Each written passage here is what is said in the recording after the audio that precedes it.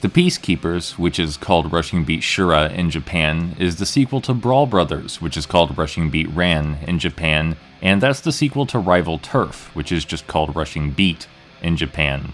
That would make the Peacekeepers the final game in the trilogy of Jellicoe's beat-em-ups. And although it's been a while since I've played Rival Turf, I'm pretty confident in saying that this final act is the best.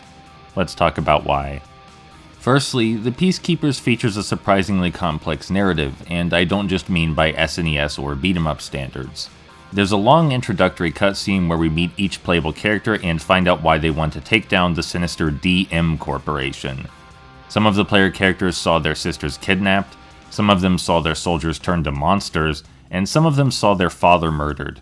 Plenty of perfectly understandable motivation to march on an evil conglomerate and put them out of business for good. The dialogue also changes depending on which characters you choose and which paths you take. There are fully comprehensible cutscenes, character portraits, and a really sappy ending for everyone. The journey itself is just as enjoyable as the characters will be confronted with new enemies, shadows of their past, and all kinds of dangerous twists as they make their way through the labyrinthine level design. And I do mean labyrinthine. You see, the Peacekeepers features branching pathways in both its story and gameplay. Didn't blow up those computers in time? Prepare to crash into the slums. Didn't feel like playing the rest of that sewer stage? Take the ladder out. While the ultimate goal is always to destroy the villainous DM Corporation, knowing you can just opt to fight a different boss or meet a new character at your whim makes the game world feel far more dynamic and engaging. Then, of course, there's the gameplay. The Peacekeepers is rather similar to your standard 2.5D beat-em-up, but it's got some juicy nuances in store. My main is Procop, who's the grapple character, and I do mean the grapple character. His attack range is pitiful, he's the only one who can't sprint, and his overall agility is the lowest. He sounds like a bad time, but while using him I managed to beat one level without even taking a hit. This is because his grapples are really just that good.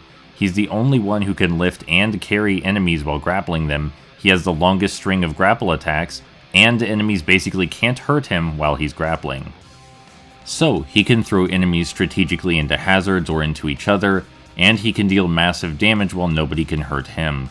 This is, of course, after you figure out how to use him. All of the player characters have their own nuances like this, and while I'm not as good with the others, it's fun to experiment with their strategies and see their own viabilities in combat. I haven't even touched on the character's special moves. As to Procop's opposition, the enemy design is nothing to write home about, but the boss design is. All of the bosses seem criminally unfair at first glance, with crazy grapple moves and spammy melee attacks. However, it's just about searching for an opening. The opening may be brief, but it usually follows logically.